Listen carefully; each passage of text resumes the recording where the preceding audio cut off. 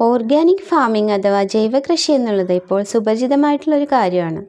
എന്നാൽ നമ്മൾ അധികമാരും കേട്ടിട്ടില്ലാത്ത ഒന്നാണ് ഈ ജൈവ വാഴക്കൃഷി. ഇന്ന് അതിനെക്കുറിച്ചാണ് ഈ വീഡിയോ. പ്രകൃതിദത്തമായ വിഭവങ്ങളൊക്കെ ഉപയോഗിച്ച് രാസവസ്തുക്കളെ ഒഴിവാക്കി ചെയ്യുന്ന കൃഷി രീതിയാണ് ജൈവ കൃഷി എന്ന് നമുക്കെല്ലാവർക്കും അറിയാം.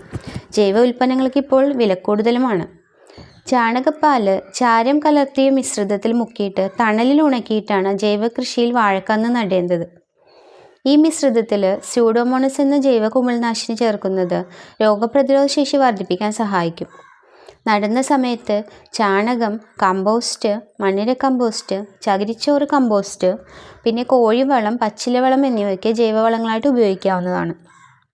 കാലിവളമോ കമ്പോസ്റ്റോ പച്ചിലവളങ്ങളോ വാഴ ഒന്നിന് 10 കിലോഗ്രാം എന്ന തോതിലാണ് നടുമ്പോൾ ചേർക്കേണ്ടത്.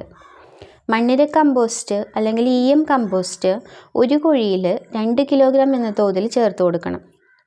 കപ്പലണ്ടി പിണ്ണാക്ക് അല്ലെങ്കിൽ വേപ്പിൻ പിണ്ണാക്ക് ഒരു കുഴിയിൽ 1 കിലോഗ്രാം എന്ന തോതിലാണ് നടുന്ന സമയത്ത് ചേർക്കേണ്ടത്. 500 ഗ്രാം കുമ്മായം വീതം ഓരോ കുഴികളിലും ചേർത്തിട്ട് അതിനെ വിഘടിക്കാനായിട്ട് അനുവദിക്കണം. നൈട്രജൻ, ഫോസ്ഫറസ്, പൊട്ടാഷ് ജീവാണുവളങ്ങളായ PGPR മിക്സ് 1 കുഴി ഒന്നിന് 50 മുതൽ 100 ഗ്രാം വരെ 5 കിലോഗ്രാം കാലിവളമായി ചേർത്തിട്ട് നടീൽ സമയത്ത് ഉപയോഗിക്കണം. പഞ്ചഗവ്യം ഉപയോഗിക്കുകയാണെങ്കിൽ അത് 3% 6, 9, 3 മാസങ്ങളിലായിട്ട് ഇലകളിൽ തളിച്ചു കൊടുക്കാവുന്നതാണ്. നട്ട് കഴിഞ്ഞിട്ട് 2ാമത്തെയും 4ാമത്തെയും മാസങ്ങളിൽ ജൈവവളങ്ങൾ ചേർത്ത് കൊടുക്കാവുന്നതാണ്.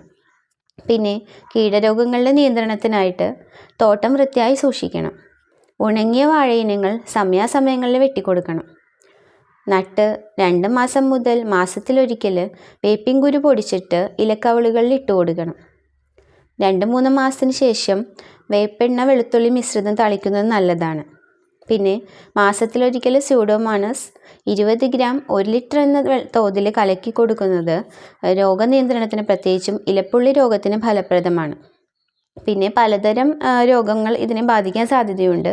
അതിനെക്കുറിച്ചൊക്കെ ഞാൻ അടുത്ത വീഡിയോയിൽ പറഞ്ഞു തരുന്നതാണ്. അപ്പോൾ എല്ലാവർക്കും വീഡിയോ ഇഷ്ടമായെങ്കിൽ ലൈക്ക് ചെയ്യുക, ചാനൽ ഇഷ്ടമായെങ്കിൽ സബ്സ്ക്രൈബ് ചെയ്യുക. താങ്ക്